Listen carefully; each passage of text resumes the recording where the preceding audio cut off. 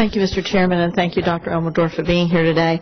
I want to turn our attention back to a subject that's been mentioned several times in the previous questions, but about trust funds, but more specifically about Social Security. And in understanding trust funds, I think you've done a good job in the introduction to this particular section, and I want to lift up one paragraph that's in there on page 120. Say a trust fund receives cash receipts that are not needed immediately to pay benefits or cover other costs.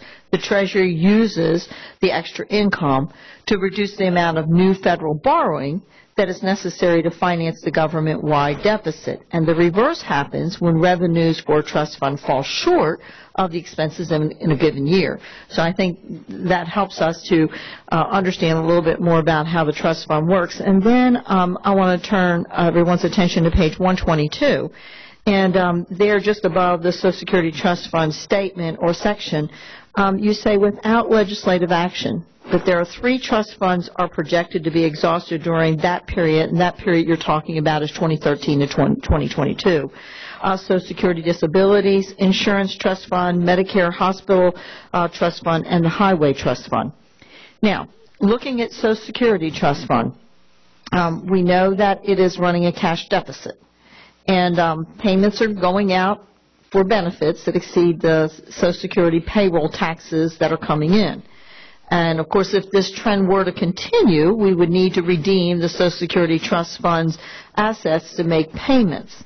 Do the Social Security Trust Funds represent real assets that government can draw upon?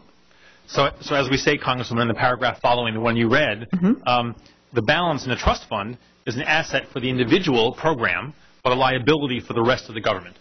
And the resources to redeem a trust fund securities in some future year must be generated through taxes, income from other government sources, or borrowing from the public in that year. Therefore, trust funds have an important legal meaning in that their balances are a measure of the amounts the government has the legal authority to spend for certain purposes, but they have little relevance in an economic or budgetary sense. So if we then, let's say, because you say on page 120, by 2022, the trust fund for the old age and survivors insurance is projected to show a deficit. What then? What then do we do? Do we go into the securities? Are there actual securities there that can be redeemed to pay for the benefits? Well, there are actual securities there. The trust fund is the legal owner of a very large pile of honest-to-God government securities. But the resources to honor those has to come from some other place, as we've discussed. So when the trust fund starts to give securities back to the government, the rest of the government, and ask for cash, that cash has to come from somewhere, some source in that year. And again, help me understand where they come from. You mentioned borrowing.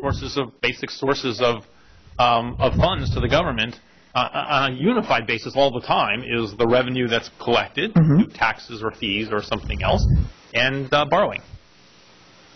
So at the end of the day, it almost is a shell game where we just move this money around, and it appears that in trying to understand when we tell people they're paying a tax, a payroll tax, and at the other end they expect a benefit, the dollars really that are being put in there aren't necessarily the dollars that at the end of the day are going to be redeemed, because there's a lot of shifting and moving of the money. I mean, I think how much people get out depends on the decisions of the Congress about future benefits. As you know, in CBO's work, we focus very much on the unified federal budget.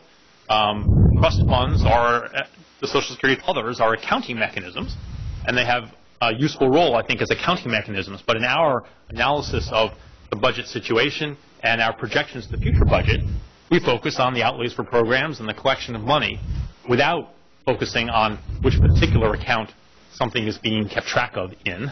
We do talk about the trust funds in this appendix that you've read, but we think a more useful way for you and your colleagues to think about the fiscal policy choices is not through the trust fund lens as much as in terms of the overall activities of the government in both providing benefits and services and in collecting revenue. But I think to make the point here, and I know my time is up, but I think to make the point here is that at the end of the day, the money's got to come from somewhere. And the money, if it starts to run out, has got to come from somewhere, and i.e., many times that's borrowing more